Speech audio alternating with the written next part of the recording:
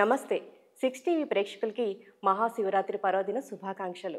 శివరాత్రి గురించి మనకి వివరించడానికి మన స్టూడియోలో ఉన్నారు ప్రవచకులు కురవి గోపికృష్ణ శర్మ గారు. ఆయన అడిగి మహాశివరాత్రి విశిష్టత గురించి తెలుసుకుందాం. నమస్తే అండి. నమస్కారం అండి. మహాశివరాత్రి పర్వదినం గురించి మాకు ప్రాసెసింగ్ గురించి చెప్తారా? తప్పకుండా అండి. శుక్లాంబరధరం విష్ణుం శశివర్ణం చతుర్భుజం ప్రసన్నవదనం ధ్యాయేతు సర్వవిఘ్నోపశాంతయే. మాలాం కుండీం డమరుం శూలం శంఖం సుదర్శనం దధానం భక్తవరదం దత్తాత్రేయం నమామ్యాహం. గురుబ్రహ్మా గురుర్విష్ణుర్గురుర్దేవో మహేశ్వరః గురుః సాక్షాత్ పరం బ్రహ్మ తస్మై శ్రీ గురవే నమః. మహాశివరాత్రి, రాత్రి అనగా సుఖం ఇచ్చేటువంటిది అని అర్థం.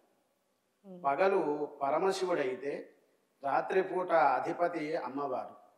పార్వతీ పరమేశ్వరుల యొక్క ఆవిర్భావ ఘట్టాన్ని మహాశివరాత్రి నాడు దివ్యలీలా కళ్యాణ మహోత్సవంగా చేస్తారు.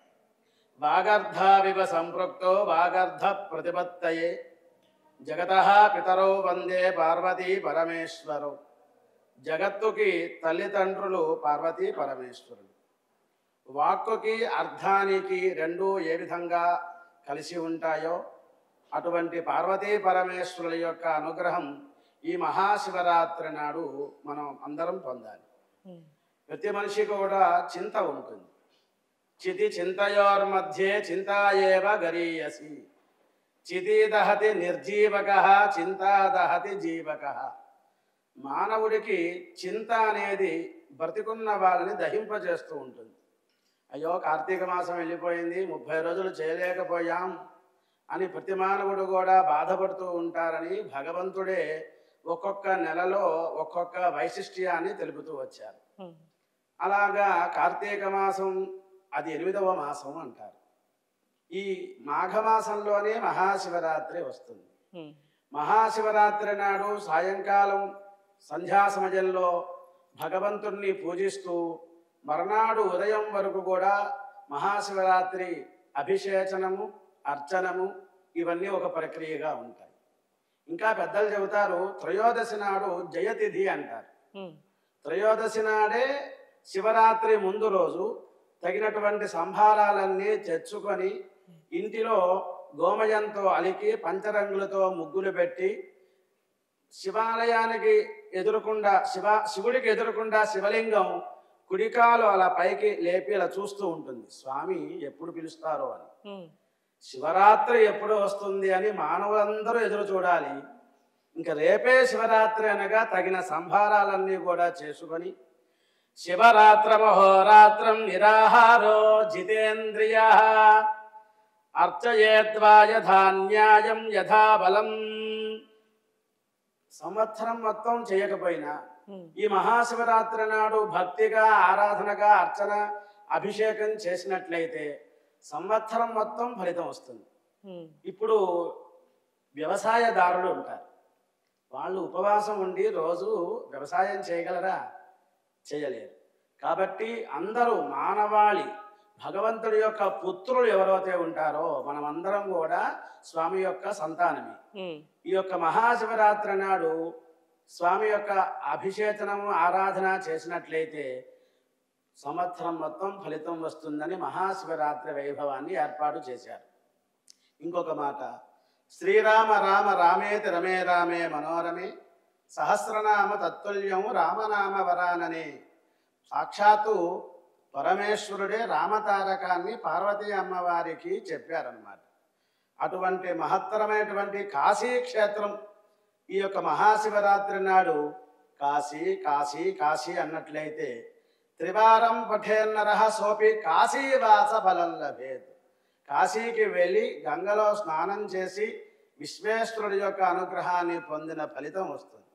కాబట్టి ఒక్కసారి మానవుడు ఈ యొక్క శ్లోకాన్ని చదివితే శ్రీరామ రామ రామేతి అనే నామాన్ని 1000 నామాలు చెప్పిన ఫలితం వస్తుంది.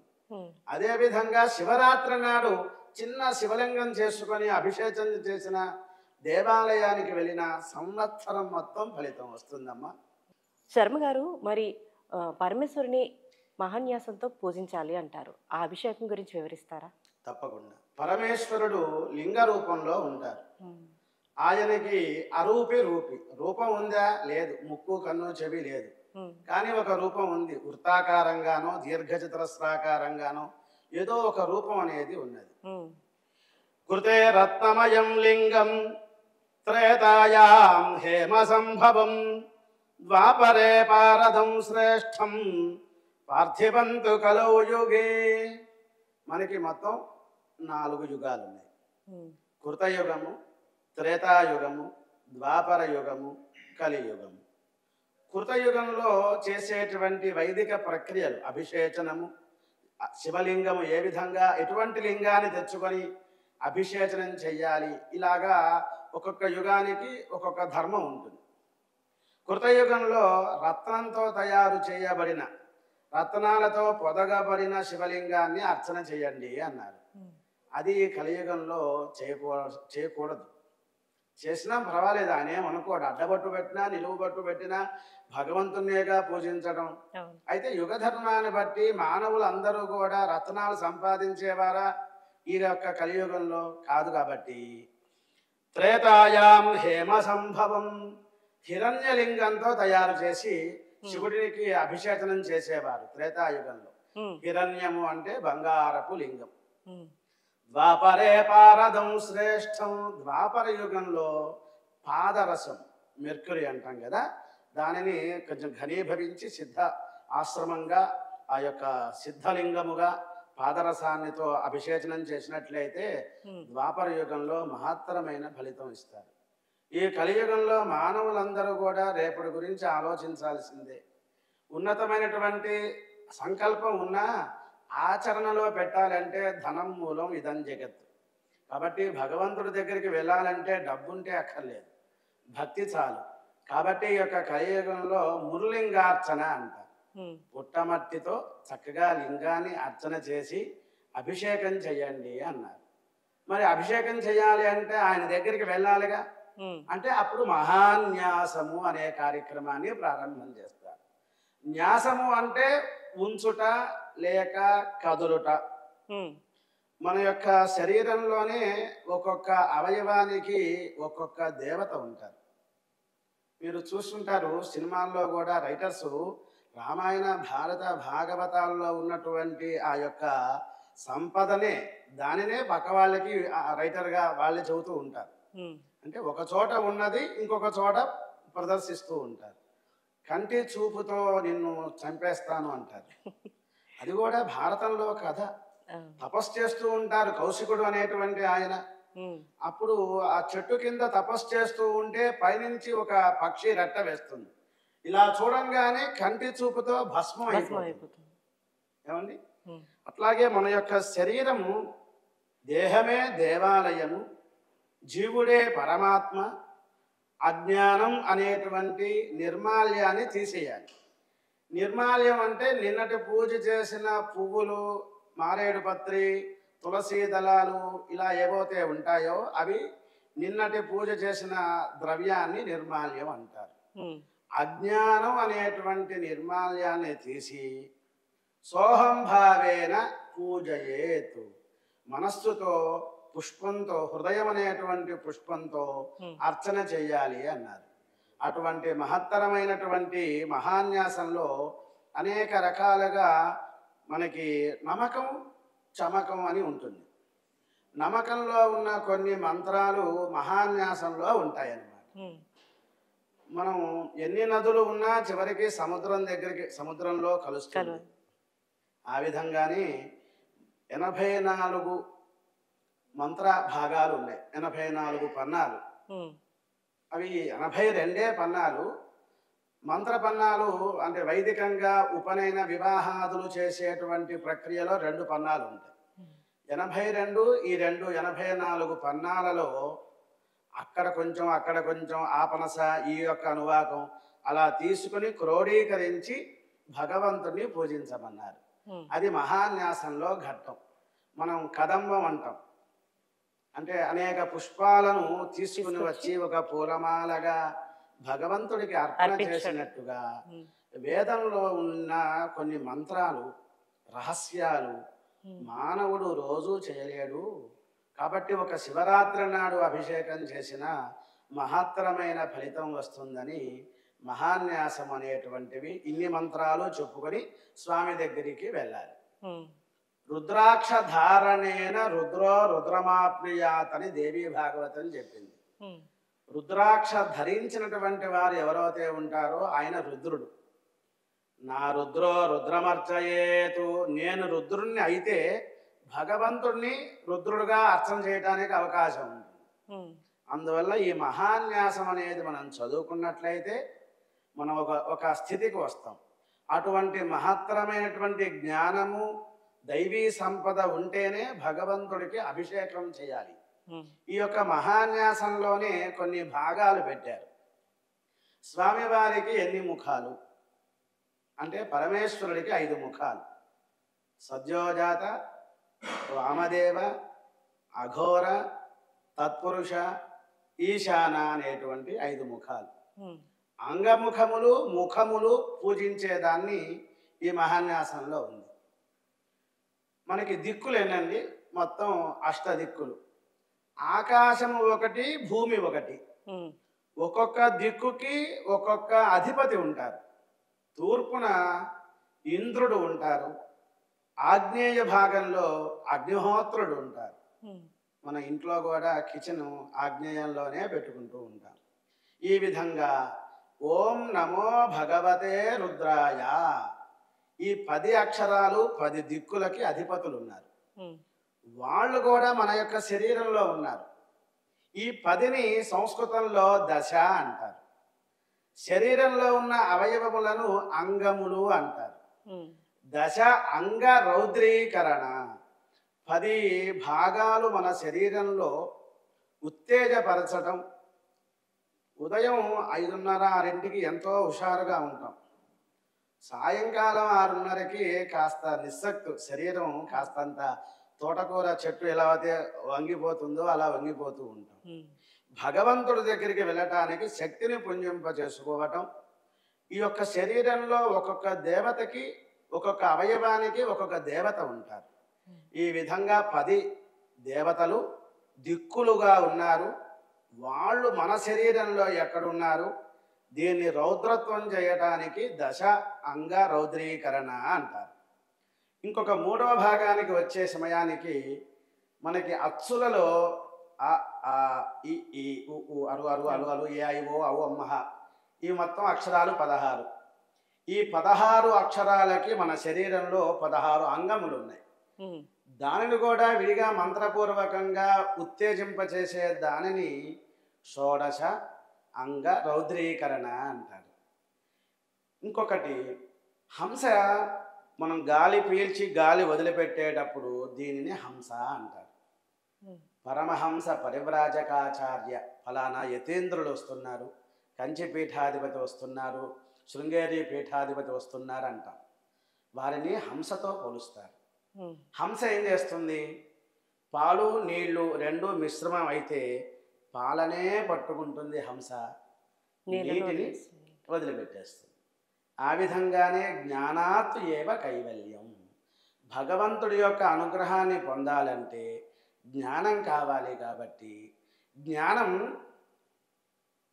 భాషించాలన్నా, భాషించినది భాషించాలన్నా పరమేశ్వరుడి యొక్క అనుగ్రహం ఉంటుంది. మన పిల్లలకి అక్షరాభ్యాసంలో కూడా శివాయ సిద్ధం నమః అంటారు. శంకరోతీతి శంకర, శుభములు ఇచ్చేటువంటి వారిని శంకరులు అంటారు. శివ అంటే మంగళము, కళ్యాణము అంటారు. ఆ విధంగా భగవంతుడి యొక్క అనుగ్రహం ఉంటేనే కైవల్యం వస్తుంది. కాబట్టి జ్ఞానాత్ ఏవ కైవల్యం. హంస నీటిని వదిలిపెట్టి పాలని పట్టుకున్నట్టుగా మానవ జన్మ తొందరగా రాదు. 84 లక్షల జీవరాశులలో మనం కూడా 2 కాళ్ళ జంతువులం, నర పశువులం అన్నమాట. గురువుల యొక్క ఆశీర్వచనంతో ఈ యొక్క శివరాత్రి నాడు మహాన్యాసం అనేటువంటి భాగంలో దశాంగ రౌద్రీకరణ కొన్ని మంత్రాలు చెప్పుకోవాలి. షోడశాంగ రౌద్రీకరణ కొన్ని మంత్రాలు చెప్పుకోవాలి, హంస గాయత్రి చేయాలి. ఈ యొక్క హంస హంస హంస పరమ హంస సోహం హంస సోహం హంస హంస హంసాయ విద్మహే పరమహంసాయ ధీమహి తన్నో హంస ప్రచోదయాతు అనేటువంటి మంత్రాలతో శక్తిని పుంజింపచేసుకోవటం. తన్మే మనః శివ సంకల్పం అస్తు, నా హృదయంలో శివుడు ఉన్నారు అని చెప్పే మంత్రాలను శివ సంకల్పం అంటారు. పూర్వకాలం వేద పండితులు భక్తుడు అన్నవాడు తానొక్కడే తరించాడు. ఈ మహాన్యాసంలో శివ సంకల్పాలలో కూడా భక్తుడు తనతో పాటు సంఘాన్ని, సమాజాన్ని, దేశాన్ని కూడా తరింపచేయాలని కోరుకుంటాడు. వేదమాత యొక్క అనుగ్రహంతో వేదం వచ్చిన పండితులు శివస్వరూపులు. వేద శివ శివో వేద వేదాధ్యాయీ సదాశివ తస్మాత్ సర్వ ప్రయత్నేన వేదమేవ సదా జపేతు సదా అభ్యసేతు. వేదమే శివుడు, శివుడే వేదము. అటువంటి వేదం చదువుకున్నవారు సదాశివుడు. ఎవరైనా వేద పండితులు కలిస్తే నమస్కారం చేయాలి, సాష్టాంగ దండ ప్రణామం చేయాలి. అటువంటి వేద పండితులు ఈ మహాన్యాసంలో శివ సంకల్పము రోజు సాయంకాలం పూట చెబుతారు. తన్మే మనః శివ సంకల్పమస్తు అని. ఈ ఎప్పుడైతే ఈ యొక్క శివ సంకల్పం చెబుతారో రాత్రిపూట పడుకున్నప్పుడు అందరికీ సుస్వప్నాలు వస్తాయి, దుస్వప్నాలు రావు, కళలు పీడ కళలు రావు. అందువల్ల శివాలయం ఉన్నటువంటి ఊర్లోనే భోజనం చేయాలి అంటారు. మనకి గ్రామాలలో శివాలయం లేకపోతే ఆ రోజు అక్కడ భోజనం చేయకూడదు అంటూ ఉండేవారు. అందువల్ల శివాలయంలో ఉన్నటువంటి అర్చక స్వామి, వేద పండితులు ఈ మహాన్యాసంలో కొన్ని భాగాలుగా ఏర్చి పేర్చి కూర్చి భగవంతుడి దగ్గరికి అభిషేకానికి వెళ్ళే సమయంలో ఈ తన్మే మనః శివ సంకల్పమస్తు. ఒకవేళ రోజు పడుకునేటప్పుడు తన్మే మనః శివ సంకల్పం అస్తు అని పడుకుంటే సుస్వప్నాలు వస్తాయి. మన ప్రతినిధిగా వాళ్ళు ప్రతిరోజు అభిషేచనం చేస్తారు. కనీసం నెలలో మాస శివరాత్రి అని ఒకరోజు చేస్తారు, అమావాస్య ముందు రోజు. ఇది మాఘమాసం మహత్తరమైనటువంటిది. ఈ రోజు శివరాత్రి. శివ సంకల్పమస్తు అని నా హృదయంలో శివుడు ఉండగా ఇంకా అమంగళం ఉండదు, అదేవిధంగా దోషాలనేవి ఉండవు, పీడ కలలు రావు. అందువల్ల ఈ మహాన్యాసంలో కూడా శివ సంకల్పం అని చెప్పారు. అంతేనా? మనకి రుద్రాభిషేచనం అని చేస్తాం. రుద్రాభిషేచనంలో శ్రీ రుద్రాభిషేచనం అంటారు. నమకం చమకం చైవ పురుష సూక్తం చ యద్విదు తన్మే మనః శివ సంకల్పమస్తు అంటూ నమకము, చమకము, పురుష సూక్తం విష్ణుమూర్తి గురించి కూడా చెప్పేది మహాన్యాసంలో శివ సంకల్పం అనేది ఉంది. అలా ప్రతిరోజు చదువుకున్నట్లయితే స్వామి అనుగ్రహాన్ని పొందుతాం. దాని తర్వాత పురుష సూక్తం చెబుతారు మహాన్యాసంలో. దాని తర్వాత అప్రతిరథ సూక్తం అని అంటారు. పూర్వం దేవతలకి రాక్షసులకి యుద్ధం జరిగింది. దేవతల యొక్క శక్తి తగ్గిపోయింది, రాక్షసుల యొక్క శక్తి ప్రబలమైంది. అప్పుడు దేవతలందరూ కూడా బ్రహ్మగారి దగ్గరికి వెళ్తే ఈ మంత్రం చదువుకొని రేపొద్దున యుద్ధంకి వెళ్ళండి అన్నారు. ఆ కాలంలో 24/7 యుద్ధం ఉండదు కదా. సూర్యుడు ఉదయించాడంటే యుద్ధం చేసేవారు, అది ధర్మయుద్ధం. సూర్యుడు అస్తమించాడు అంటే యుద్ధాన్ని ఆపేవారు. మర్నాడు ఉదయం దేవతలు బ్రహ్మగారు చెప్పిన ప్రకారంగా మంత్రం చదువుకుని వెళ్తే యుద్ధంలో జయించారు. మనం కూడా కంటికి కనపడకుండా కొన్ని యుద్ధాలు మనసులో మనం యుద్ధం చేస్తూ ఉంటాం. మనం అందరం కూడా పద్మవ్యూహం ట్రాఫిక్లో సేఫ్గా వెళ్ళి సేఫ్గా రావాలన్నా, భద్రంగా రావాలన్నా మన మాట కూడా కత్తి లాంటిది, పక్క వాళ్ళని గాయపరుస్తుంది. అపార్ట్మెంట్లలో ఈ ఇరుగు పొరుగు వాళ్ళతో కూడా మంచిగా ఉండాలి. ఈ మహాన్యాసం ఈ యొక్క అప్రథ సూక్తం అనేటువంటి చెప్పుకున్నట్లయితే ఇటువంటి యుద్ధంలో కూడా జయిస్తాం. దేవతలు లోక రక్షణ కోసం చేశారు, మన రక్షణ కోసం, మన కుటుంబం కోసం ఈ మహాన్యాసం ప్రతిరోజు చేసుకోవచ్చు.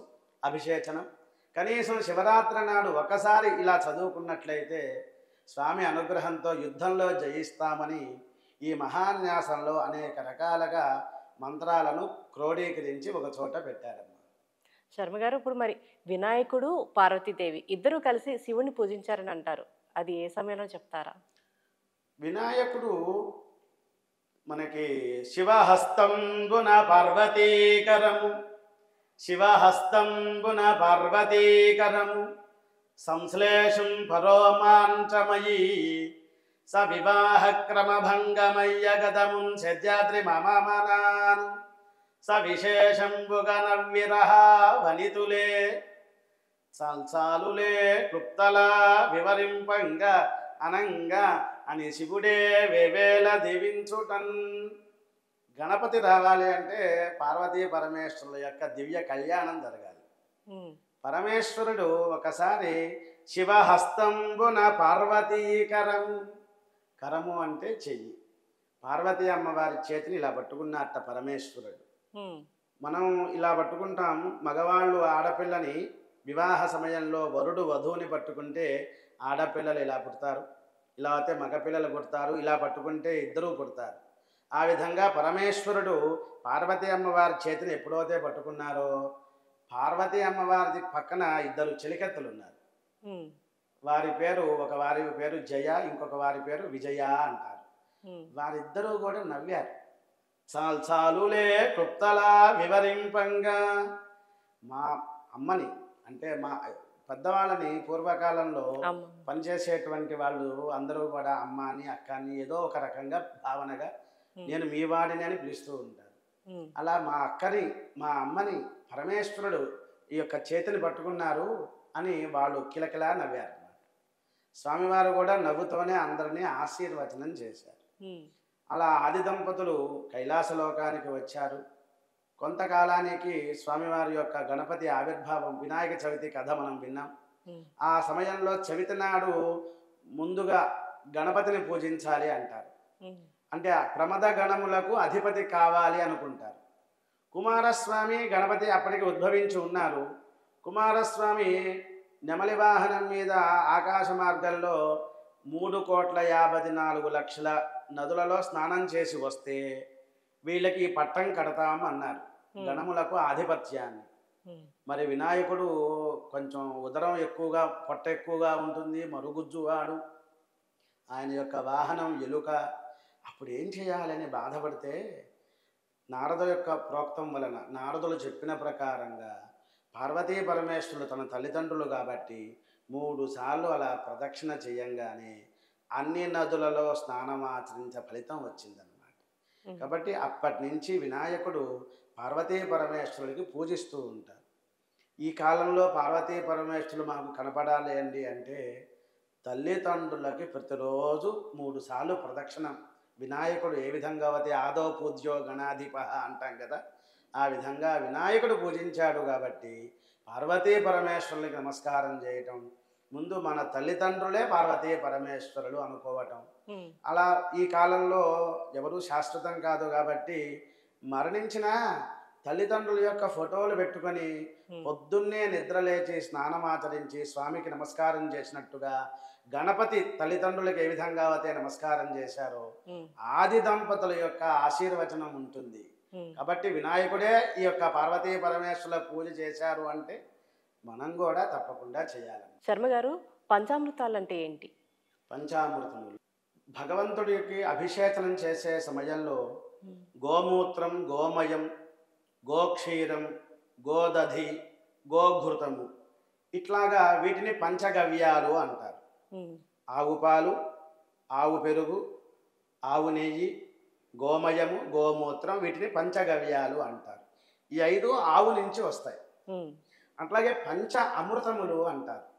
ఆవు పాలు, ఆవు పెరుగు, ఆవు నెయ్యి, తేనె, పంచదార, ఈ 5టిని పంచామృతాలు అంటారు. ఒక్కసారి మనం గ్రహిస్తే ఈ 4 కూడా ద్రవ పదార్థంగా ఉన్నాయి, లిక్విడ్గా. ఆవు పాలు, ఆవు పెరుగు, ఆవు నెయ్యి, తేనె. పంచదార ఘన పదార్థంగా సాలిడ్గా ఉంది. అది ఏమిటి అంటే తా శర్కర అభవన్ తచ్చర్కరాణాగుం అని వేదమంత్రం. మనకి భూమండలం మీద మంగళగిరి ఆ ప్రాంతంలో, విజయవాడ దగ్గరలో మంగళగిరి ఆ ప్రాంతంలో పానకాల స్వామి వారు ఉన్నారు. స్వామికి ప్రతిరోజు పానకం పోస్తారు నోట్లో. సగం నీరు సగం తీర్థం వారు త్రాగుతారు, సగం తీర్థం భక్తులకి ఇస్తారు.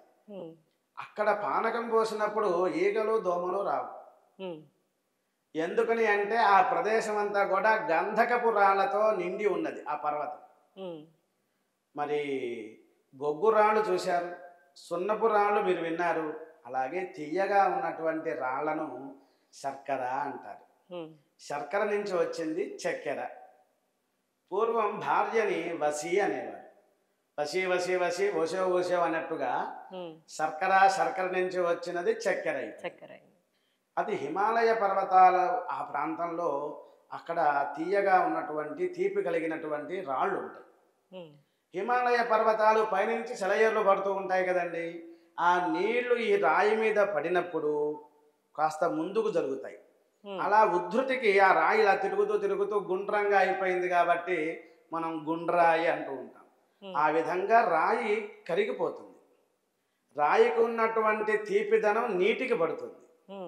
మనం పంచామృతాభిషేచనం చెయ్యాలి అంటే హిమాలయ పర్వతానికి వెళ్ళి ఆ రాళ్ళు కరిగినటువంటి తీర్థాన్ని తెచ్చుకుని అభిషేచనం చెయ్యాలి. మనం అక్కడికి వెళ్ళలేం కాబట్టి స్వామివారి యొక్క అనుగ్రహంతో పంచదార వేసి వెంటనే కొబ్బరికాయ కొడితే కొబ్బరి నీళ్లు ఆ పంచదార కరిగి శర్కరోదకముగా వస్తుందని తెలుస్తుంది. కాబట్టి పంచ అమృతములు అంటే ద్రవ పదార్థం కాబట్టి ఈ యొక్క 5 కూడా మనం తెచ్చుకోవాలి. భగవంతుడికి తెలుసు మనం చుట్టుపక్కల షాపులకు వెళ్ళి అన్ని వస్తువులు కొంటున్నాము, మన దగ్గరే పంచదార రాళ్ళు పెడితే మనం షాపుకు వెళ్ళవని హిమాలయ పర్వతం దగ్గర పెట్టారు స్వామివారు. అందువల్ల పంచామృతాలతో అభిషేకం చేసినట్లయితే ఒక్కొక్క పాలతో అభిషేకం చేస్తే ఒక మనసులో ఉన్న కోరిక తీరుతుంది. తేనెతో అభిషేచనం చేస్తే గాత్రం బాగుంటుంది. అమృతవాగ్ భవ, సత్యవాగ్ భవ, మధురవాగ్ భవ అంటారు. ఆ విధంగా అమృతతుల్యమైనటువంటి మాటలు వాణి రావాలి అంటే శత్రుఛేదన అంటే మన మీద చాలామంది ఇబ్బంది పెడుతున్నారు. ఆర్థికంగా కానివ్వండి, అంగబలం లేదు, అర్ధబలం లేదు, ఉద్యోగ ధర్మాలలో ఉన్నాం, ఒకరి కింద మనం పనిచేస్తున్నాం, నేను ఎంత బాగా శ్రద్ధగా చేసినా ఆ పై అధికారి ఆయన కనికరించట్లేదు అన్నప్పుడు తేనెతో అభిషేచనం చేసినట్లయితే స్వామి అనుగ్రహాన్ని పొందుతాం. ఆ విధంగా పంచామృతాలు మనకి వచ్చినాయండి. శర్మ గారు, స్వామివారికి 11 రుద్రాలతో అభిషేకం చేస్తారంటారు కదా, దాని గురించి వివరిస్తారా? తప్పకుండా. మనకి స్వామివారికి 11 నామాలు ఉన్నాయి. భగవంతుడికి అనేక నామాలు ఉన్నాయి. ఆకాశంలో ఒక పక్షి ఎగురుతోంది. అలా ఎగురుతూ ఎగురుతూ ఎగురుతూ రెక్కలు నొప్పి వచ్చిందని కిందకు వచ్చింది. ఆకాశం ఉన్నదిగా, తన రెక్కలకి భారం కలిగిందని కిందకి దిగింది. భగవంతుడు అనేక నామాలతో ఉన్నారు. ఏదో ఒక హద్దు పెట్టుకోవాలి కాబట్టి 11 రుద్రాలుగా 11 నామాలుగా చెబుతారు. శివ శంభు పినాకి గిరీశ హర స్థాను భర్గ భైరవ సదాశివ కపాల ఈశ్వర అనేటువంటి 11 నామాలు. మనం చైత్రమాసం చిత్రాన్ని మనస్సుని జాగ్రత్తగా పెట్టుకున్నట్లయితే వైశాఖ మాసంలో వై ఏం చేయాలి? ఇది ఇంగ్లీష్ వై అన్నమాట. అంటే వైశాఖ మాసంలో శంకర భగవత్పాదుల వారు ఆవిర్భవించారు వైశాఖ శుద్ధ పంచమి నాడు. వైశాఖ శుద్ధ షష్ఠి త్యాగరాజస్వామి వారు జన్మించారు. వైశాఖ సప్తమి నాడు శ్రీ శుకుల వారు భాగవతాన్ని బయటికి చెప్పినటువంటి పరీక్షిత్ నరేంద్రుడికి చెప్పినటువంటి శ్రీ శుకుల వారు ఆవిర్భవించారు. అలాగే చతుర్దశి నాడు నృసింహస్వామి వారి యొక్క జయంతి. బహుళ తదియ నాడు నారద మహర్షి గారు జన్మించారు. అదేవిధంగా పరశురాముల వారు జన్మించారు. అన్నమయ్య పౌర్ణమి నాడు, వైశాఖ పౌర్ణమి నాడు అన్నమయ్య భక్తుడు ఆయన జన్మించారు, ఆవిర్భవించారు. ఆంజనేయ స్వామి వారు ఆవిర్భవించారు వైశాఖ మాసం. కాబట్టి వైశాఖ మాసంలో వై అంటే పెద్దలు చెప్పాలి పిల్లలకి, ఇటువంటి మహత్తరమైన కారణ జన్ములుగా భగవంతుడే మానవ రూపాలలో నడియాడారయ్యా అని చెప్పాలి. జ్యేష్ఠ మాసంలో జ్యేష్ఠుడు అంటే పెద్దవాళ్ళు కదా. ఈ కాలంలో పిల్లలు చదువుకున్న తర్వాత కొంత సమయానికి 10th క్లాస్ అయిన తర్వాత బయట హాస్టల్లో ఉంటున్నారు, వెంటనే ఉద్యోగాలు వస్తున్నాయి, వివాహం అవుతోంది, మన యొక్క ప్రాంతీయ ఆచారాలు కట్టుబాట్లు, అదేవిధంగా మన యొక్క ఇంటి కులదేవత ఎవరు, జ్యేష్ఠులు అంటే పెద్దలు కాబట్టి జ్యేష్ఠ మాసంలో పెద్దలు ఏం చెప్పారో అది ఆచరించాలి. ఆషాఢ మాసంలో గురు పౌర్ణమి ఉంటుంది కాబట్టి గురి కుదరాలి అంటే గురువుల యొక్క అనుగ్రహాన్ని పొందాలి కాబట్టి శ్రావణ మాసంలో శ్రవణం అంటే వినాలి, గురువులు చెప్పింది. ఏ పూజ చేయాలన్నా భద్రంగా సేఫ్గా ఉండాలి కాబట్టి భాద్రపద మాసంలో వినాయకుడిని పూజించాలి. ఈ విధంగా 11 నెలలు, 11వ నెల మాఘమాసం కాబట్టి 11 రుద్రాలతో అభిషేచనం చెయ్యాలి. కాబట్టి మా ఇంట్లో ఏకాదశ రుద్రవార అభిషేకము అంటారు. అది శుద్ధ తప్పు, ఆ మాట అనకూడదు. అనొచ్చు, అనకూడదని కాదు. ఇంకా మీకు భగవంతుడి దగ్గరికి వెళ్ళాలంటే నిజంగా చెప్పాలంటే దక్షుడు ఆయన శాపం పెట్టారు. తన యొక్క అల్లుడే కదా పరమేశ్వరుడు. పరమేశ్వరుడు భగవంతుడు అనే ధ్యాస లేదు దక్షుడికి. నా అల్లుడు అనేటువంటి మానవ రూపంలో ఎలా అయితే మనం ప్రయత్నం చేస్తూ ఉంటామో ఆ విధంగా ఆలోచించాడు. నిరీశ్వర యాగం అంటే శంకరుడు లేకుండా యాగం చేశాడు. అందువల్ల నీ పేరు చెబితే స్నానం చేయాలి అన్నారు దక్షుడు.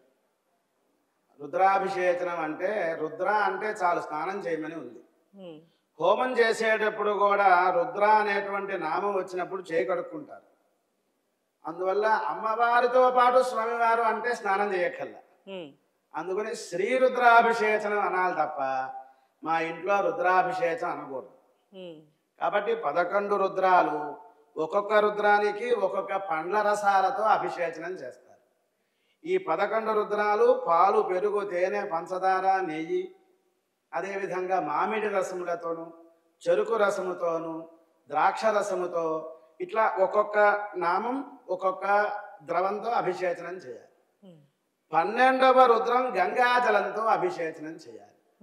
అలాగా 11 రుద్రాలు అభిషేచనం చేసిన తర్వాత 12వ రుద్రము గంగతో శుద్ధమైన జలముతో అభిషేచనం చేసినట్లయితే శ్రీహరి యొక్క పరమేశ్వరుడి యొక్క అనుగ్రహాన్ని పొందుతాం.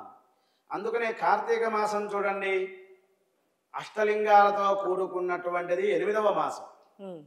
భవాయ దేవాయ నమః, సర్వాయ దేవాయ నమః, ఈశానాయ దేవాయ నమః, పశుపతయే దేవాయ నమః, రుద్రాయ దేవాయ నమః, ఉగ్రాయ దేవాయ నమః, భీమాయ దేవాయ నమః, మహతో దేవాయ నమః. ఈ కార్తీక మాసం 8 నెలలు కాబట్టి 8వ నెల కార్తీక మాసం. భవాది అష్టమూర్తులు అనుగ్రహం ఉంటుంది. ఇక్కడ మాఘమాసం 11వ మాసం కాబట్టి ఏకాదశ రుద్రుల యొక్క ఆశీర్వచనం సంవత్సరం మొత్తం కూడా అభిషేచనం చేసిన ఫలితం వస్తుందన్నమాట. ఈ అభిషేచనంలో నమకము, చమకము, పురుష సూక్తముగా అభిషేచనం చేసినట్లయితే స్వామి అనుగ్రహిస్తారు. అందుకని మన పూర్వీకులందరూ కూడా మాస శివరాత్రి, కనీసం శివరాత్రి నాడైనా సరే ఏకాదశ రుద్ర అభిషేచనం అని నానుడుగా వచ్చింది. అది ఆచరించినట్లయితే గురువుల యొక్క అనుగ్రహంతో జగద్గురువులు ఎవరు అనగా దక్షిణామూర్తి రూపంలో ఉంటారు. విశ్వం దర్పణ దృశ్య నగరి అంటారు.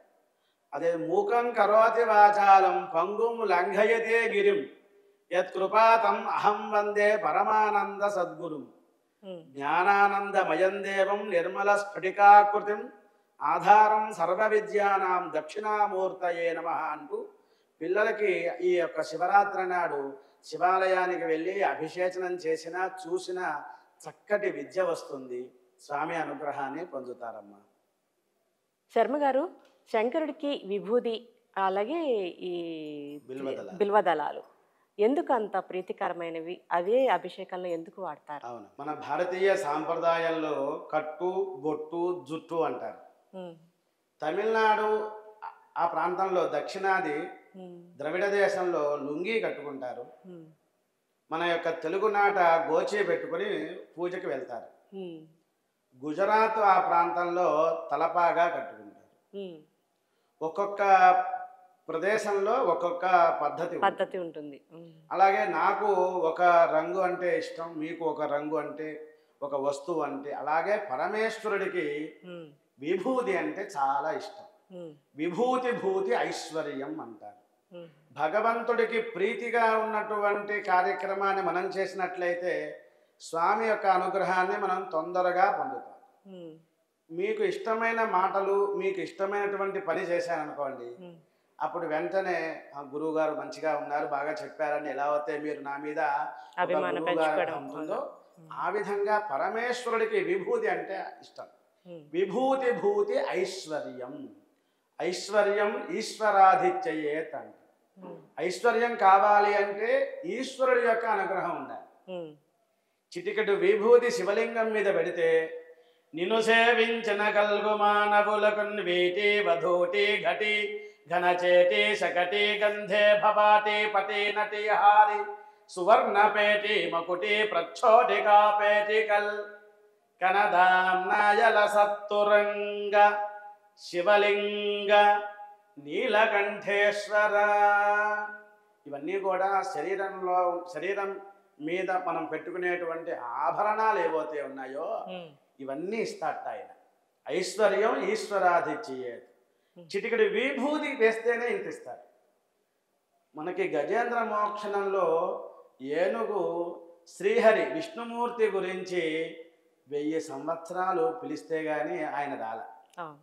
ఈయన బోళాశంకరుడు కాబట్టి చిటికడి విభూతి ఆయన శివలింగం మీద వేసినట్లయితే స్వామి అనుగ్రహాన్ని పొందుతాం. ఇంకొక మాట, దత్తాత్రేయ స్వామి వారు, దూర్వాస మహర్షి, చంద్రుడు, వీళ్ళ ముగ్గురు కూడా అత్రేయ అనసూయులకు పుత్రులుగా వచ్చారు. దానిలో పరమేశ్వరుడి యొక్క అంశ ఎవరు అంటే దూర్వాస మహర్షి. ఆయనకు చాలా కోపం ఉంటుంది. ఆయన ఒంటి నిండా విభూతి రుద్రాక్షలు వేసుకుంటారు. రుద్రాక్షలన్నీ 1128 రుద్రాక్షలు వేసుకోవాలి ఒక పురుషుడు. 1128. కనీసం 54 అన్నా మనం వేసుకోవాలి. ఎందుకని అంటే ఈ యొక్క రుద్రాక్ష ధారణేన రుద్రో రుద్రమాప్నుయాత్ అని దేవీ భాగవతం చెబుతోంది. రుద్రాక్ష ధరిస్తేనే రుద్రుడు కూడా రుద్రత్వం వస్తుంది. లేకపోతే సాంబశివుడు, సదాశివుడు, చంద్రశేఖరుడు అనే పేర్లు ఉన్నాయి. ఇటువంటి రుద్రాక్ష మానవుడు వేసుకోవాలి, విభూతి పెట్టుకోవాలి. ఆ విధంగా దూర్వాస మహర్షి గారు కూడా ఈ యొక్క లోకాలకి, ఊర్ధ్వలోకాలకి వెళ్తున్నారు భూలోకం నుంచి. అలా వెళ్తూ ఉన్నప్పుడు యమలోకం మార్గమధ్యంలో యమలోకం వచ్చింది. యమలోకంలో ఎవరుంటారు? చాలా బాధలు పొందుతున్నటువంటి పాపం చేసిన వాళ్ళందరూ ఉంటారు. వాళ్ళందరూ కూడా హాహాకారాలు చేస్తున్నారు. చిత్ర విచిత్రమైనటువంటి శబ్దాలు వినబడుతుంది. పెద్ద కుండ ఉంది, పెద్ద గొయ్యి ఉన్నదన్నమాట. ఈ యొక్క విశ్వామిత్రుడు దూర్వాస మహర్షి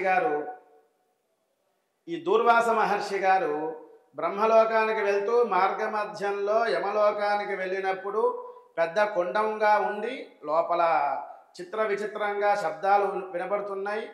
హా భ్రాత, హా పుత్ర, ముహుర్ముహు, మాటికి రోధిస్తున్నారు, అరుస్తున్నారు. ఏమిటా అని లోపల చూశాట, తొంగి చూశాట పైనుంచి. మనకి పూర్వకాలంలో బావులని ఉండేవి. ఆ గిలకతో చక్కగా చాంతాడు వేసుకొని బకెట్తో నీళ్ళు, లోపల ఏమున్నాయో మన ప్రతిబింబం కనబడుతూ ఉంటుంది. పూర్వకాలంలో తాబేళ్లు కూడా నీళ్ళలో ఆ యొక్క నూతిలో వేసేవారు. అన్ని పూర్వం అని చెప్పుకోవాల్సి వస్తుంది. అన్ని పూర్వం అని చెప్పుకోవాల్సి వస్తుంది. వాటర్ ట్యాంక్ కదా. అలా చూసినప్పుడు ఎలా అయితే మనం చూస్తామో ఈయన కూడా దూర్వాస మహర్షి అలా చూశాట. చూడంగానే అక్కడ ఉన్నటువంటి పాపాత్ములందరూ కూడా పుణ్యాత్ములు అయిపోయారు. కిలకిల శబ్దంగా నవ్వుతూ ఉన్నారు. ఈ వార్త యమధర్మరాజు గారికి తెలిసింది. యమధర్మరాజు గారు బ్రహ్మగారి దగ్గరికి వెళ్తే, నాయనా నేను చెప్పటం మర్చిపోయాను, శివ పూజ ఎవరైనా చేసినా అదేవిధంగా శివుడి యొక్క విభూతి, శివుడి మీద, శివలింగం మీద విభూతి వేస్తాం, అభిషేకానికి వాడిన విభూతి. ఆ విభూతి వంటికి పెట్టుకున్నా తనతో పాటు తన సంఘాన్ని, సమాజాన్ని, దేశాన్ని తరింపజేస్తాడు భక్తుడు అన్నవాడు. ఈ దూర్వాస మహర్షి అలా చూచినప్పుడు పెద్ద గాలి వచ్చిందయ్యా, ఆయన ఒంటి నిండా విభూది ఉంది, తడిగా ఉన్నటువంటి విభూది కొంత సమయానికి పొడైపోతుంది, గాలికి కనుపులు కనుపులుగా చిన్న చిన్న రేణువులుగా ధూళిలాగా కింద పడింది, వాళ్ళు పుణ్యాత్ములు అయిపోయారు అన్నారు. ఈ కథ వల్ల ఏంటంటే మనం చక్కగా విభూది వంటికి రాసుకుంటే మన చెయ్యి పక్కవాడి చేతికి అంటితే వాడు పుణ్యాత్ముడు అయిపోతాడు. ఆ పాపం పోయి ఆయన పాపం పోయి ఈ పుణ్యం కాస్త అంటుకుంటుంది వస్తుంది అనమాట. అట్లాగే దూర్వాస మహర్షి వలన పాపాత్ములందరూ కూడా పుణ్యాత్ములు అయ్యారు అంటే శివాభిషేచనం చేసిన విభూది వంటికి రాసుకున్నంత మాత్రమునే. అందుకని అంత మహత్తరమైనటువంటి ఫలితం. మరి అభిషేకం ప్రక్రియ అనేది ఎప్పుడు మొదలైందంటారు? అభిషేచనం అనేటువంటి ప్రక్రియ పొద్దున పూట చేసుకుంటే ఒక ఫలితం వస్తుంది, మధ్యాహ్నం పూట చేసుకుంటే ఒక ఫలితం, సాయంత్రం పూట చేసుకుంటే ఒక ఫలితం వస్తుంది. ప్రాతర్లింగము మాపతే రహరహ సందర్శన స్వర్గదం మధ్యాహ్నే హయమేధతుల్య ఫలదం సాయంతరే మోక్షదం. పొద్దున పూట అభిషేచనం చేసుకున్న దేవాలయానికి వెళ్ళిన నరకలోకము నుంచి ఉత్తీర్ణత కలిగి స్వర్గలోకానికి వెళ్తాం. మధ్యాహ్నం పూట దేవాలయానికి వెళ్ళిన అభిషేచనం చేసుకున్న అశ్వమేధ యాగం చేసుకున్నంత పుణ్యం. సాయంకాలం పూట మోక్షం వస్తుంది. భానోహ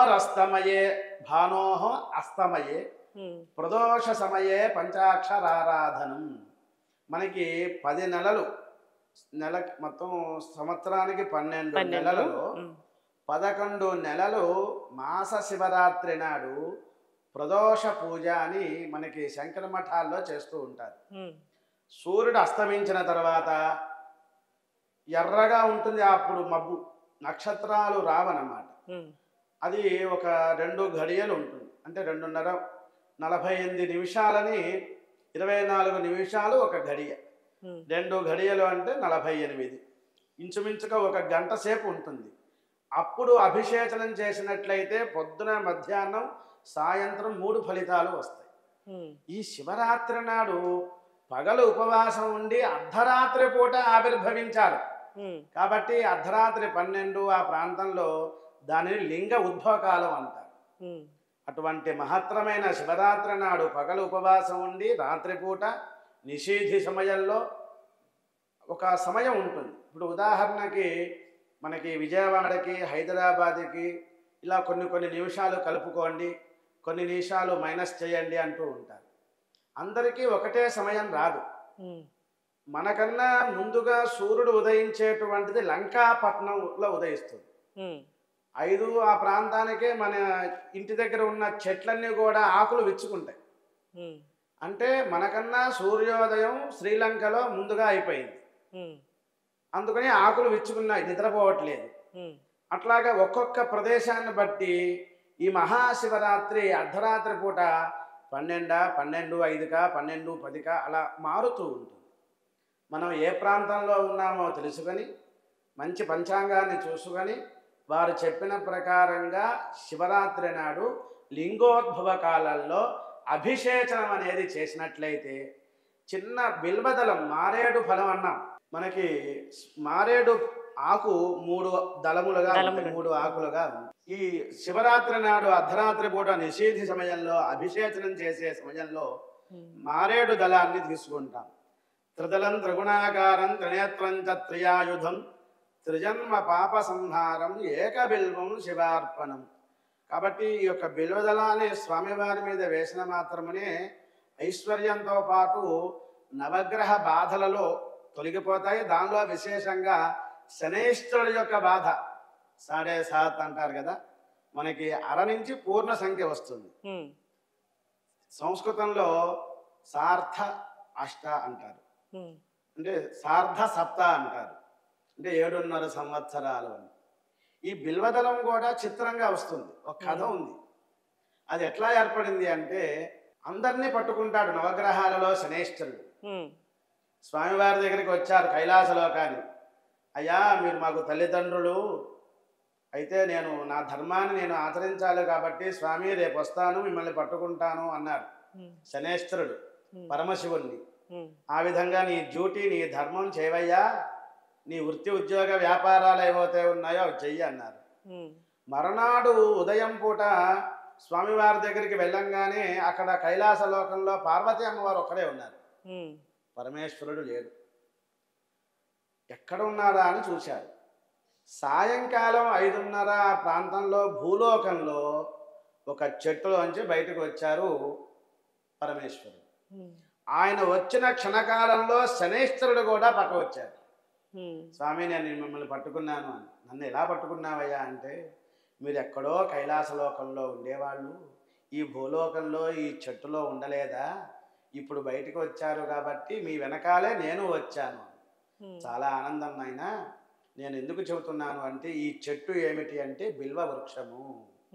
ఉదయం నుంచి రాత్రి పాటు సాయంకాలం వరకు పరమేశ్వరుడు ఆయనలో ఆ చెట్టులో ఉన్నారు కాబట్టి అటువంటి మహత్తరమైనటువంటి బిల్వ వృక్షంతో, బిల్వ దళముతో, బిల్వోదకంతో ఎవరైతే నాకు అభిషేచనం చేస్తారో, అష్టోత్తర శతనామాలతో బిల్వార్చన చేస్తారో వాళ్ళకి శని బాధ లేకుండా చూడు. అలా ఉన్నట్లయితే నేను నీకు సంబంధంగా తగిన దండన చేయాల్సి వస్తుంది అన్నాడు. అప్పుడు శనేశ్వరుడు నమస్కారం చేసి, స్వామి, ఎవరైతే బిల్వదళాన్ని తీసుకొని నీ యొక్క శిరస్సు మీద పెడతారో అటువంటి వాళ్ళని 7.5 సంవత్సరాల శని బాధ ఉండదు అని చెప్పారు. కాబట్టి పరమేశ్వరుడి యొక్క అనుగ్రహంతో విభూతి శివలింగం మీద వెయ్యాలి, బిల్వదళం వెయ్యాలి. పొద్దునైనా మధ్యాహ్నమైనా సాయంత్రమైనా అభిషేచనం చేసుకోవచ్చు. శివరాత్రి నాడు అర్ధరాత్రి పూట లింగోద్భవ కాలంలో చేసినట్లయితే సంవత్సర ఫలితం వస్తుందమ్మా. శర్మ గారు, ఎంతో మంది భక్తులు అలాగే కవులు కూడా పరమేశ్వరుని పూజిస్తారు, పూజిస్తూనే ఉన్నారు కూడా. ఆ విషయంలో అంటే మీరు దాని గురించి ఏమైనా చెప్పగలరా? భక్తుల గురించి చెప్పేది, భగవంతుడి గురించి చెప్పేది భాగవతం అంటారు. పరమేశ్వరుడు గురించి చెప్పేటువంటిది భక్తులు చాలా మంది ఉన్నారు. వారిలో శ్రీకాళహస్తీశ్వర శతకం ధూర్జటి వారు.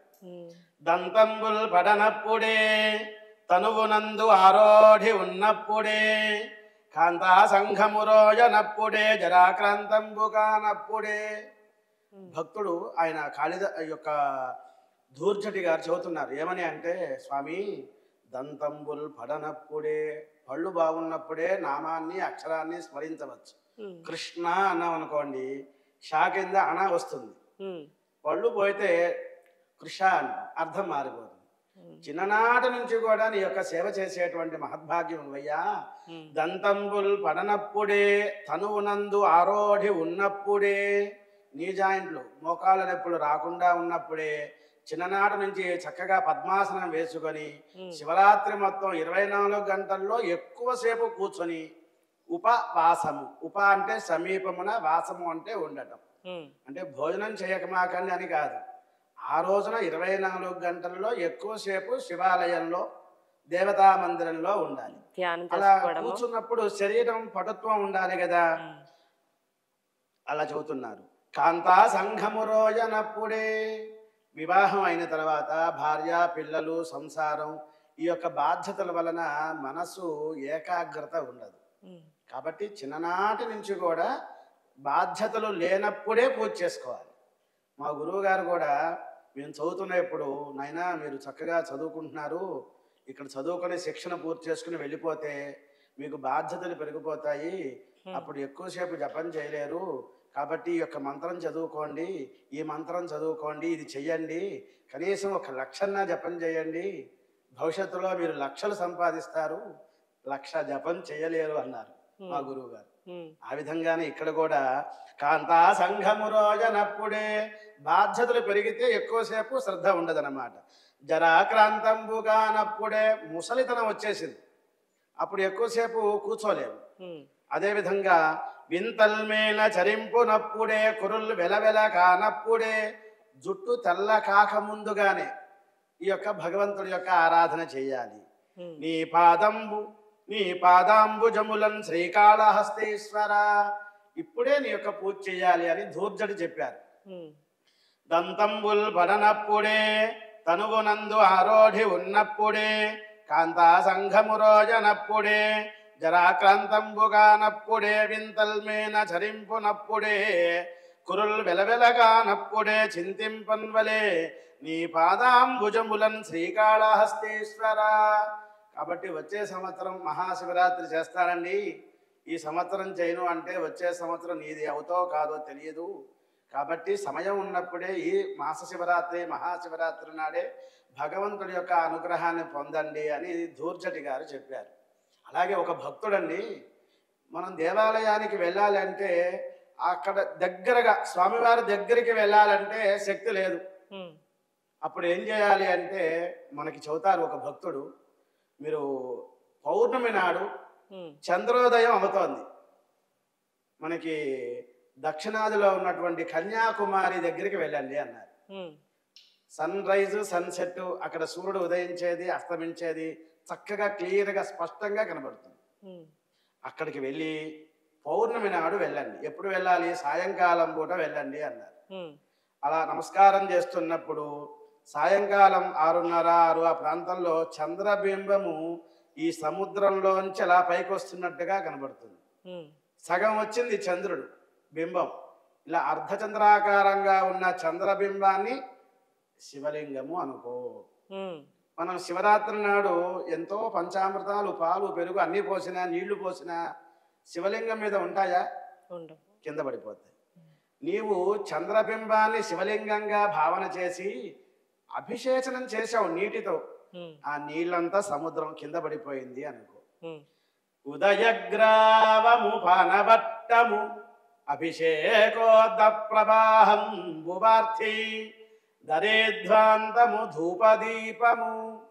మరి శివుడికి అభిషేచనం చేయాలి అంటే పూజలో ధూపం కావాలిగా, దీపం కావాలిగా.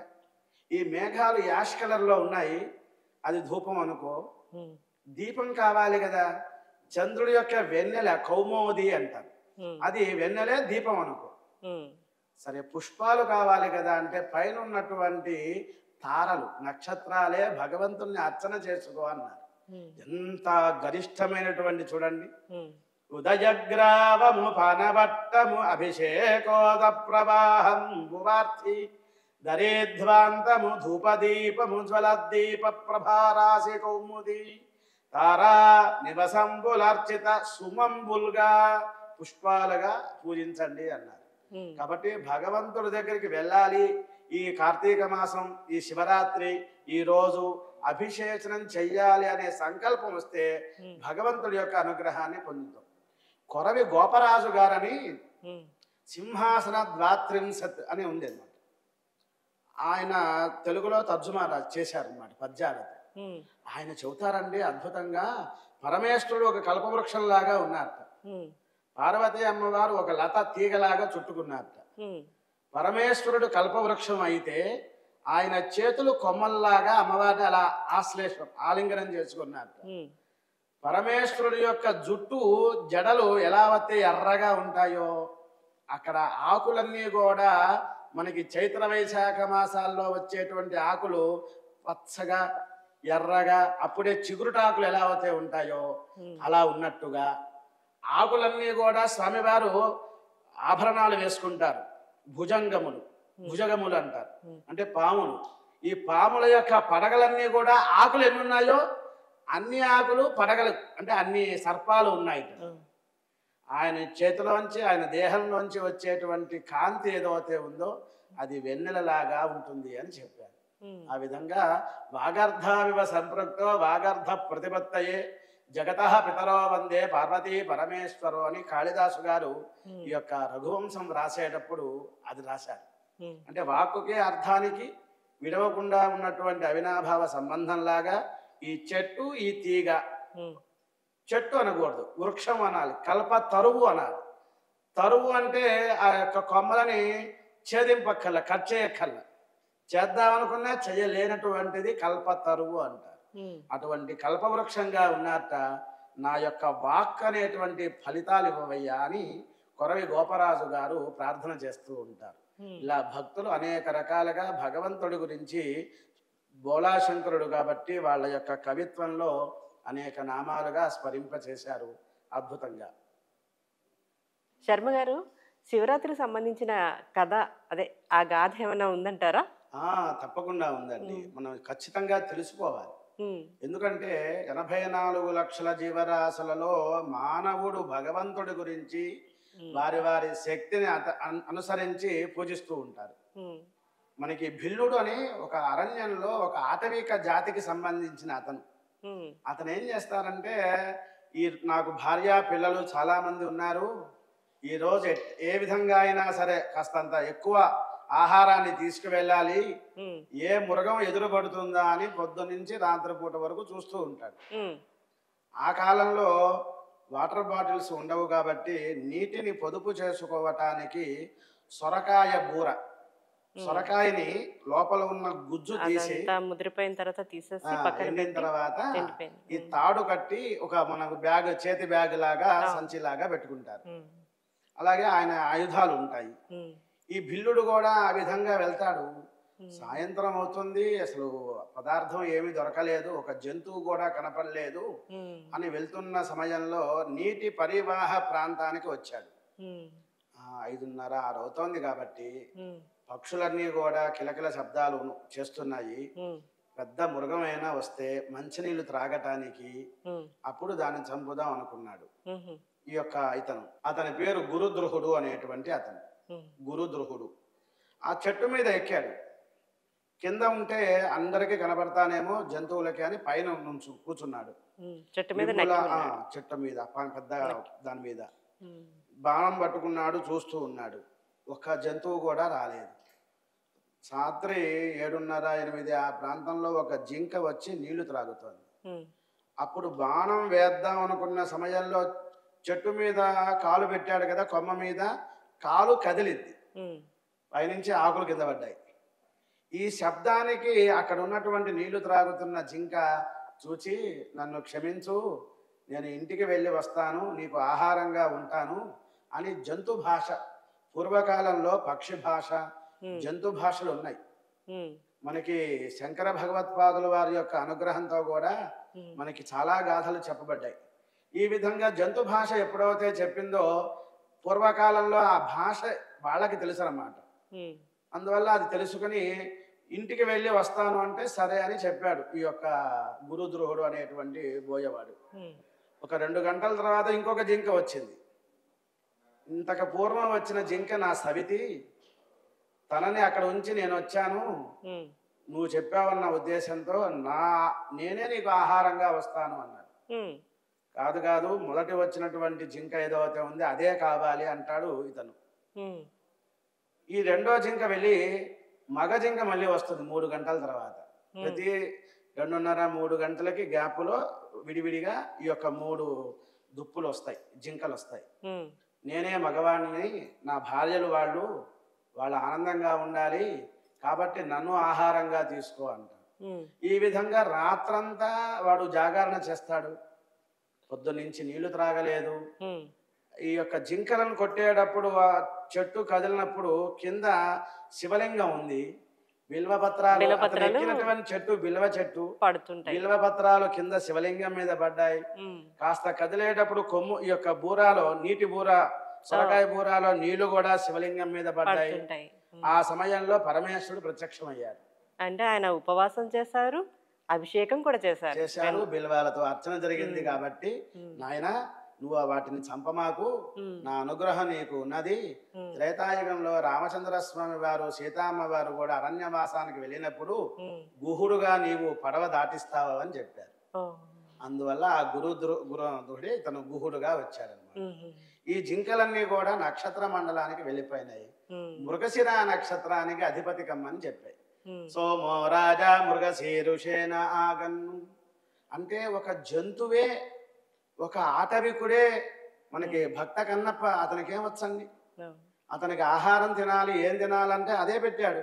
హ్మ్. ఆ విధంగా ఒక కన్ను లేకపోతే ఇంకొక 2 కన్నులు కూడా తీశాడు. ఓహ్! తన తిన ఆహారమే పెట్టాడు. హ్మ్. భగవంతుడి యొక్క అనుగ్రహాన్ని పొందారు. కాబట్టి మానవ జన్మ తొందరగా రాదు. వచ్చినప్పుడు ఈ యొక్క శివరాత్రి నాడు, వచ్చే సంవత్సరం కుదురుతుందో లేదో కాబట్టి ఈ గాథలు విన్నంత మాత్రమే మన మనసు పోరగా హ్మ్. చెప్పగా మనసుకు బట్టి భగవంతుడి యొక్క అనుగ్రహాన్ని పొందటానికి మహాశివరాత్రి గాథలు చాలా ఉన్నాయండి.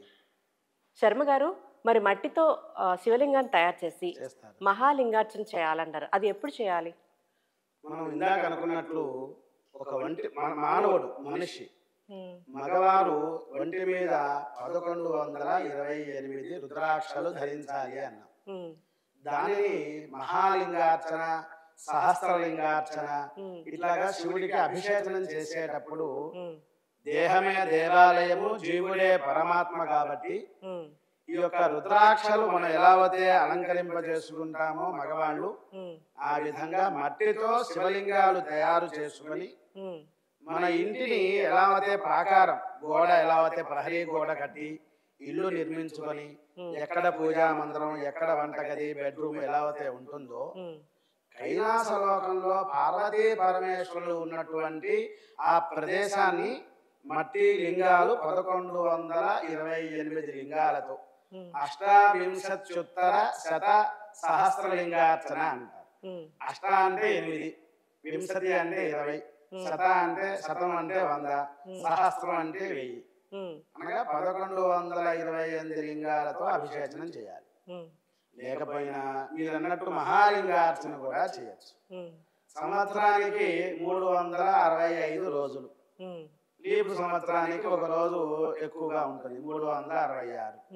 మట్టితో, అది కూడా పుట్ట మట్టితో 366 లింగాలు తయారు చేసుకొని 11 భాగాలుగా విడివిడిగా పూజ చేసి తర్వాత కలిపి సమిష్టిగా చేస్తారు. సమిష్టి అంటే మొత్తానికి కలిపి ఒకటే లింగంగా. మనకి దసరాలలో మొదటి రోజు అమ్మవారు ఒక రకంగా ఉంటారు, రెండో రోజు అమ్మవారు ఒక రకంగా. ఈ అవతారాలన్నీ కూడా అమ్మవారిలోకి వెళ్ళిపోతారు. అప్పుడు మహర్నవమి, మహత్వం అంటే గొప్పగా, లింగార్చనని మహాలింగార్చన అనగా ఈ 11 భాగాలను ఒకటే రూపంగా మహాలింగార్చనగా చేసినట్లయితే సంవత్సరం మొత్తం చేసుకున్న ఫలితం.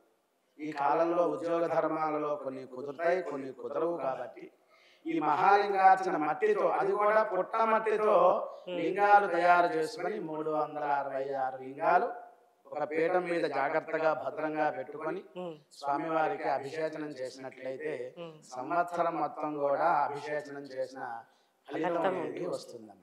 ఇక్కడ పుట్టమట్టి అన్నాం కదా, మృత్తికే హనమే పాపం యన్మయా దుష్కృతం కృతం, మృత్తికే బ్రహ్మదత్తాసి కాశ్యపేనాభిమంత్రిత, మృత్తికే దేహి మే పుష్టిం.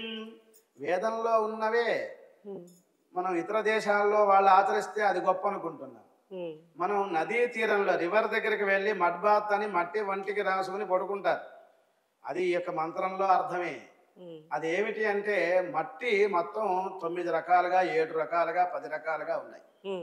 చౌరస్తాలో ఉన్నటువంటి మట్టి వేరు, అదేవిధంగా గోవులు తిరిగేటువంటి ప్రదేశం, ఏనుగులు తిరిగేటువంటి ప్రదేశం, శ్మశానంలో ఉన్నటువంటి మృత్తిక మట్టి వేరు, తులసి చెట్టు, బిల్వ చెట్టు కింద ఉన్న మృత్తిక వేరు, గుర్రములు తిరిగేటువంటి ప్రదేశం మట్టి వేరు. ఈ విధంగా ఉన్నాయి. నదీ తీరంలో ఉన్న ఒండ్రు మట్టి మనకి ఈ యొక్క సృష్టి అంతా ఎవరు చేశారు? బ్రహ్మగారు చేశారు. కాశ్యపేన అభిమంత్రిత, కశ్యప మహాముని గారు ఆ మట్టిని అభిమంత్రించారు. మృత్తికే దేహి మే పుష్టిం, వంటికి రాసుకుంటే పుష్టి కలుగుతుందిట. అందువల్ల ఎన్మయా దుష్కృతం, ఎన్నో జన్మల నుంచి చేసుకున్నటువంటి పాపాలు, దోషాలు కూడా తొలగిపోతాయి. అందుకని ఈ మధ్యకాలంలో కరోనా దగ్గర నుంచి ఈ పసుపు, కుంకుమ నిత్యకృత్యంలో మనకి రిచువల్స్ అంటాం, పూజా సంభారాలు, ప్రొవిజన్స్ అంటాం. 2-3 సంవత్సరాలు వాడలేదు, ప్యాకెట్లు అట్లాగే ఉన్నాయి. అవి తినేటప్పకల్లా అవి ఒంటికి బట్టు పెట్టుకున్నా, విభూతి పెట్టుకున్నా చర్మ రోగాలు వస్తున్నాయి. అందువల్ల పుట్టమట్టి తీసుకుని వంటికి రాసుకున్నా, తులసి మూర్తిగా బొట్టు పెట్టుకునే చోట పెట్టుకున్నా ఇటువంటి రోగాలన్నీ తొలగిపోతాయి. అటువంటి మహత్తరమైనటువంటి పుట్టమట్టితోనే స్వామివారికి అభిషేచనం లింగాలుగా తయారు చేసినట్లయితే కలియుగంలో తొందరగా స్వామి అనుగ్రహాన్ని పొందుతాం. ఆత్మాత్వం గిరిజామతి సహచర ప్రాణాః, మన యొక్క దేహమే దేవాలయము. ఆత్మాత్వం గిరిజామతి సహచరాః ప్రాణాః శరీరం గృహం పూజాతే విషయోపభోగరచన నిద్రా సమాధి స్థితి సంచార పదయో ప్రదక్షిణ విధి స్తోత్రాన్ని సర్వాగిరో యజ్జత్కర్మ కరోమి తత్తదఖిలం శంభో తవారాధనం. పొద్దున్నుంచి రాత్రి వరకు రోజు చేసేటువంటి పని నీకే చేస్తున్నాను అంటే స్వామి అనుగ్రహం పొందుతారట. ప్రహ్లాదుడు అన్నం తింటున్నా, మంచినీళ్ళు త్రాగుతున్నా, పడుకున్నా భగవంతుడితో రమించి జపించి తప్పించి స్మరిస్తూ ఉండేవారు. స్వామి, ఉద్యోగ ధర్మాలలో నేను నీ పూజ చేయలేకపోతున్నాను. నా యొక్క శరీరమే దేవాలయము, నా ఆత్మే నీవు, నా మతి అంటే బుద్ధి అమ్మవారు. పార్వతీ పరమేశ్వరుడు ఆత్మ పరమేశ్వరుడు, మతి బుద్ధేము పార్వతీ అమ్మవారు. సహచరాహ ప్రాణాహ, నీ యొక్క కింకరులు గణములు ఎవరు అంటే నా యొక్క ప్రాణాలు, పంచప్రాణాలు అంటాం కదా, ఇవన్నీ కూడా సహచరాహ, నా చుట్టూ ఉన్నటువంటి స్నేహితులు అనుకో స్వామి. శరీరం గృహం, ఈ యొక్క శరీరమే గృహం, ఇల్లు అనుకో, దేవాలయం అనుకో. పూజాతే విషయోపభోగ రచన, అయ్యో శివుడికి అభిషేకం చేయలేదు, గంధం ఇవ్వలేదు అనుకుంటామేమో. నేనే శివుణ్ణి, నేను పెర్ఫ్యూమ్ కొట్టుకున్నా, స్నానం చేసినా, అన్నం తిన్నా, నీకు చందనం ఇచ్చినట్టుగా నేను స్నానం చేస్తే నీకు అభిషేకం చేశాను. నేను భోజనం తింటుంటే నీ యొక్క నామాన్ని స్మరించిన మాత్రమునే నీకు నివేదన అవుతాను. మరి దేవాలయానికి వెళ్ళినప్పుడు ప్రదక్షిణ చేస్తారు కదా, నేను ఉదయం నుంచి రాత్రి వరకు ఎన్ని చోట్ల తిరిగానో, ఈ కాలుతో ఎన్ని చోట్ల ఎన్ని పాదాలు వేశానో అంతా కూడా నీకు ప్రదక్షిణ అనుకోవయ్యా. స్తోత్రాన్ని సర్వాగిరో యజ్జత్కర్మ కరోమి నిద్రా సమాధి స్థితి. నిద్రపోతాంగా అది వదలంగా సమాధి స్థానంలో ఉండాలి. సమాధి స్థానం అంటే మనకి పిడుగులు పడుతున్నా బయట ప్రపంచం ఎలా ఉంది అని తెలియదు. ప్రతిరోజు పూజా మందిరంలో ఉదయం 4:30-5 ధ్యానం చేస్తూ ఉన్నప్పుడు పక్కన ఈ వంటగదిలో ఉన్నటువంటి పోపు వాసన రాకూడదు, వచ్చినా మనకి రాకూడదు. ఫోను మోగినా పిడుగులు పడినా పనికిరాదు, మనకి రాకూడదు. మన పూర్వీకులు బంధువులు మాకు తెలిసిన వాళ్ళ యొక్క 4 తరాల క్రితం ఈ రోజు నాకు వంకాయ కూర వండి పెట్టు అని అన్నారు ఆయన మామగారిని. ఆయన పూజా మందిరంలోకి వెళ్ళి వచ్చిన తర్వాత ఇవాళ బెండకాయ కూర చేశావేంటి, వంకాయ కూర అన్నా. అవునండి, మీరు మొన్న ఉదయం వెళ్ళారు పూజా మందిరంలోకి, పిడుగులు పడ్డాయి, పిలిచినా మీరు పలకలేదు అన్నారు. ఎంత జరిగినా కూడా తెలియదు. అది సమాధి స్థానం అంటారు. కాబట్టి నేను పడుకునేటప్పుడు నేను సమాధి స్థానానికి వెళ్తున్నా నీ గురించే, నేను అన్నం తింటున్నా నీకే నివేదన, నేను స్నానం చేస్తున్నా నీకు అభిషేచనం, నేను సెంటు కొట్టుకుంటున్నా, పెర్ఫ్యూమ్ వేసుకుంటున్నా నీకు చందనంగా, నా వృత్తి వ్యవహార ఉద్యోగాలలో తిరుగుతున్నా ఆ యొక్క నీకు ప్రదక్షిణం అనుకో అని భగవంతుడికి నమస్కారం చేస్తే బోళాశంకరుడు శంకర భగవత్పాదులు వారు చెప్పారు. ఆ విధంగా మహాలింగార్చన మట్టితో లింగాలు చేయవచ్చు. ఇలా అనుకున్నా సరే భగవంతుడి యొక్క అనుగ్రహాన్ని పొందుతారు అని మన పూర్వీకులు భక్తులు కూడా 1000 నోళ్ల పార్వతీ పరమేశ్వరుని కీర్తిస్తూ ఉంటారు. శివరాత్రి నాడు ఒక్కరోజు ఆలాపనగా అయినా యథేచ్ఛగా అయినా భక్తితో గాని వగతో పగతో ఆసక్తితో అనురక్తితో సంశక్తితో నిప్పుంది ఎలా ముట్టుకున్నా కాదు. కాబట్టి ఈ శివరాత్రి నాడు వృధా చేయకూడదు. భగవంతుడి యొక్క మనకి చింత ఉంది కాబట్టి భగవంతుడి యొక్క చింత ఉండాలి, స్వామి అనుగ్రహాన్ని పొందాలి. శర్మ గారు, అరుణాచలంలో శివలింగం ఈ రోజే అదే శివరాత్రి నాడే ఏర్పడుతుంది అంటారు కదా, ఆ విశిష్టత చెప్పగలరా? అలాగే ఇంకొకటి మొగలి పువ్వుతో పూజించకూడదు అంటారు, అసలు శివునికి అది ఎందుకు వచ్చింది? అసలు శివరాత్రి నాడు బ్రహ్మగారు పరమేశ్వరు శ్రీ మహావిష్ణువు అంటే సృష్టి ప్రారంభం చేసింది బ్రహ్మగారు. అనంత పద్మనాభ స్వామిగా ఉన్నప్పుడు విష్ణుమూర్తి యొక్క నాభి నుంచి బ్రహ్మగారు ఉద్భవించారు. బ్రహ్మగారు సృష్టి చేశారు.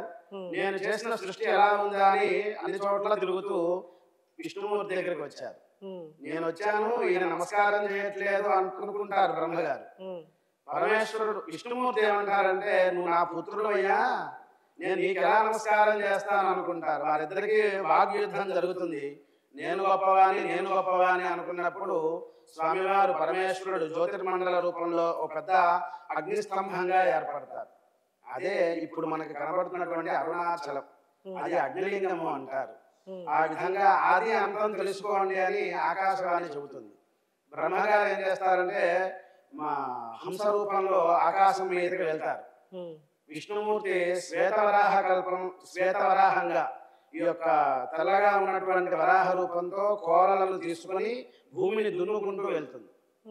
మనకి సత్యనారాయణ స్వామి అంటారు కదా, విష్ణుమూర్తి సత్యమే చదువుతాడు కాబట్టి భూమికి కింద అతల వితల సుతల తలాతల రసాతల పాతాళ లోకానికి వెళ్తే ఆయనకి ప్రారంభం ఆది అనేది దొరకల. అప్పుడు నాకు దొరకలేదు అని బ్రహ్మగారికి చెప్పేశారు.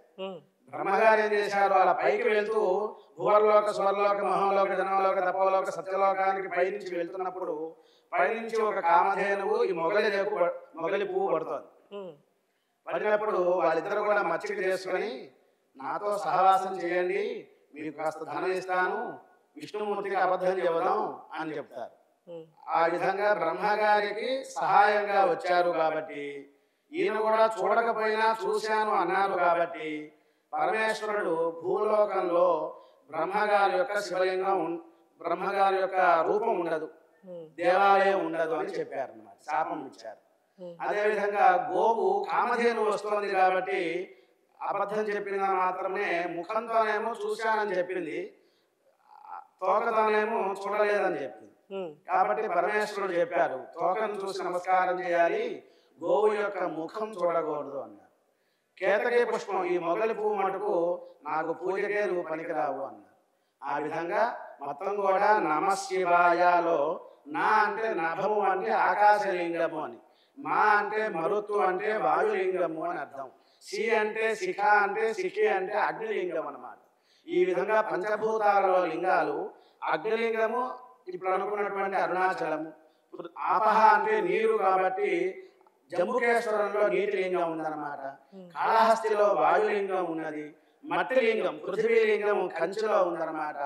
ఈ విధంగా సూర్యలింగము, చంద్రలింగము, యజమానలింగం అని మొత్తం 8 ఉన్నాయి. వాటిలో కోణార్కులో ఉన్నటువంటిది సూర్యలింగం, సౌరాష్ట్రే సోమనాథంజ, ద్వాదశ జ్యోతిర్లింగాల్లో చెబుతూ ఉంటాం. సోమనాథ లింగం చంద్రలింగం అన్నమాట. మనకి ఈ యొక్క నేపాల్ ప్రాంతంలో పశుపతినాథ్ అంటారు, ఆయన యజమాని మూర్తిగా మొత్తం 8 లింగాలతో, అష్టలింగాలతో వైభవం చాలా అద్భుతంగా ఉంటుంది.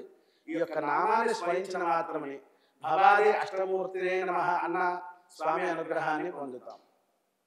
ఈ యొక్క శివరాత్రి నాడు మానవులందరూ కూడా, భక్తులందరూ కూడా వారి వారి శక్తిని అనుసరించి, పోతన్న గారు చెప్పారు భాగవతం రాస్తూ, మానవ జన్మ తొందరగా రాదయ్యా, చేతులారంగ శివుని పూజింపడేని, నోరు నవ్వంగ హరికీర్త నుడువడేని, దయయు సత్యంబులోనుగా తలపడేని, కలుగనేటికి తల్లుల కడుపు చేటు.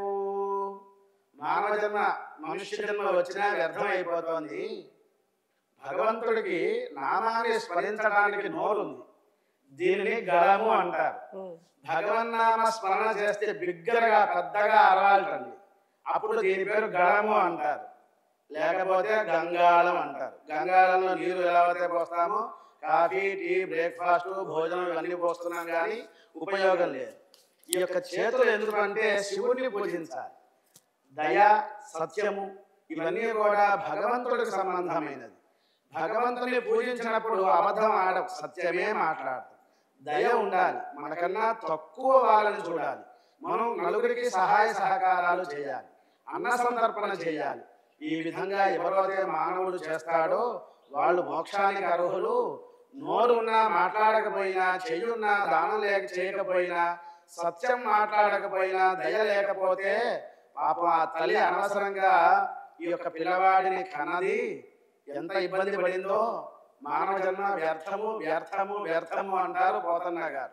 కాబట్టి పోతన్న గారు జనార్దన లెక్కలో ఉన్నారు. మనం కూడా జనాభా లెక్క నుంచి జనార్దన లెక్కలో ఉండాలి అంటే కార్తీక మాసము, మాఘమాసము, దానిలోనూ ఈ యొక్క శివరాత్రి నాడు శివాభిషేచనం చేసినట్లయితే భగవంతుడి యొక్క అనుగ్రహాన్ని, మానవ జన్మ సఫలం కుదురుతుంది అనే ఉద్దేశం. మహాశివరాత్రి గురించి చాలా చక్కగా వివరించారు శర్మ గారు, ధన్యవాదాలు. సంతోషం అండి. చూస్తూనే నుండి 6 టీవీ, సామాన్యుడి ఆరో ప్రాణం.